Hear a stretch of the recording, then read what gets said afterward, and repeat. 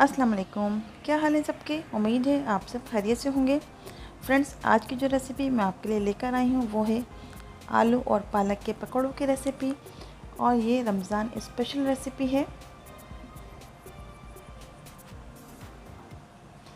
अगर आपने अभी तक मेरे चैनल को सब्सक्राइब नहीं किया है, सब्सक्राइब कर लीजिए और बेल आइकन को भी प्रेस कर लीजिए ताकि मेरी हर वीडियो का नोटिफिकेशन आपको सबसे पहले मिल सके। आलू और पालक के पकौड़े बनाने के लिए मैंने बेसन लिया है 1 कप के बराबर और बेसन को मैंने छान लिया है।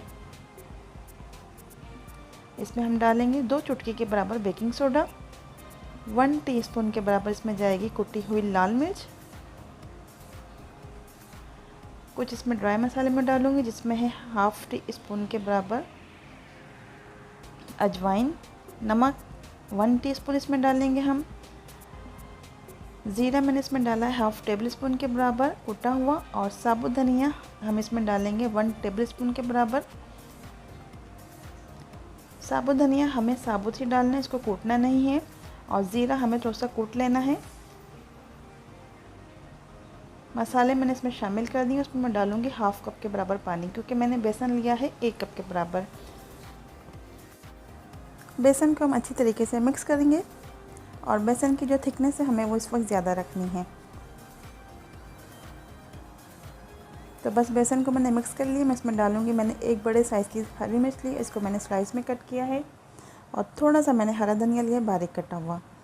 प्याज ली थी मैंने 1 बड़े साइज़ की, इसको स्लाइस में कट किया है, और आलू लिए हैं मैंने 2 दरमियाने साइज़ की, इसको मैंने फ्राइज़ शेप में कट किया है। और पालक में लूँगी 1 कप के बराबर बारीक कटी हुई।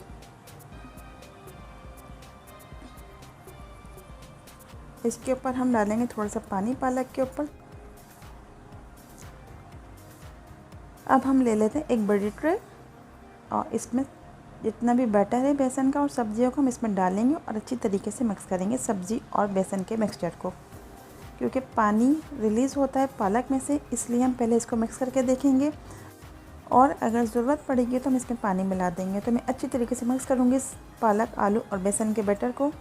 तो ये देखिए बिल्कुल परफेक्ट है पानी। बस हमने इसकी जो कंसिस्टेंसी इसी तरीके से रखनी है। जब मैं इसको चमचे में लूँ तो इसका बैटर नीचे गिरे, इस तरीके से हमने पालक और आलू के पकौड़ों की कंसिस्टेंसी रखनी। इस तरीके से पालक के पकौड़े बहुत क्रिस्पी बनेंगे और अंदर से सॉफ्ट। तो ऑयल मैंने पहले से गर्म कर लिया था, इसको हम चेक करते हैं ऑयल को। तो ऑयल बिल्कुल गर्म है। अब हम इसमें डालेंगे आलू और पालक के पकौड़े। आप चमचे से भी डाल सकते हैं, लेकिन मैं इसमें हाथ से डालना पसंद करूँगी। तो फ्रेंड्स, आज की जो रेसिपी है वो है रमज़ान स्पेशल रेसिपी। आलू और पालक के पकौड़ों को मिक्स करके हम बनाएंगे तो बहुत ही ज़बरदस्त बनेंगे। तो ये रेसिपी मैं अपने घर में रोज़ाना बनाती हूँ रमज़ानुल मुबारक के महीने में। तो आप भी इस रेसिपी को ज़रूर ट्राई कीजिए। तो आलू और पालक के पकौड़े फ्राई होने में थोड़ा सा टाइम लग जाता है, क्योंकि इसको हम अंदर से सॉफ्ट रखेंगे और ऊपर से क्रिस्पी रखेंगे। तो बैटर डालने के बाद पकौड़ों का हम इसको बिल्कुल पहले टच नहीं करेंगे।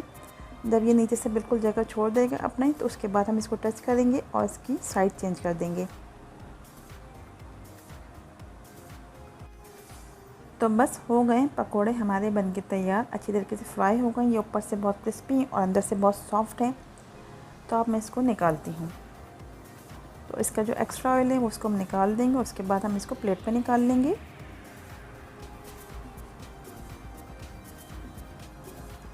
फ्राई शेप में कट करने के बाद आलू बहुत अच्छे लगते हैं पालक के पकौड़ों में। तो आप भी इसको ज़रूर ट्राई कीजिए। मैं पैन में जो दूसरा बैटर बचा हुआ मेरे पास पकौड़ों के लिए, मैं वो भी डाल देती हूँ। तो इस रेसिपी को आप स्टेप बाय स्टेप फॉलो करें तो आप देखेंगे आपके पकौड़े कितने मज़ेदार बनेंगे। बिल्कुल भी हमें ज़रूरत नहीं पड़ेगी बाज़ार से लाने की। तो बस हो गए हमारे दूसरे वाले पकौड़े भी तैयार। मैं इसको निकाल लेती हूँ। तो चलिए अब हम इसको सर्व करके दिखाते हैं आपको। तो चिली गार्लिक सॉस के साथ आज हम आलू और पालक के पकौड़ों को सर्व करेंगे। तो ये रेसिपी आज मैं रमज़ानुल मुबारक के लिए स्पेशल आपके लिए लेकर आई थी। तो इस रेसिपी को आप ज़रूर ट्राई कीजिए।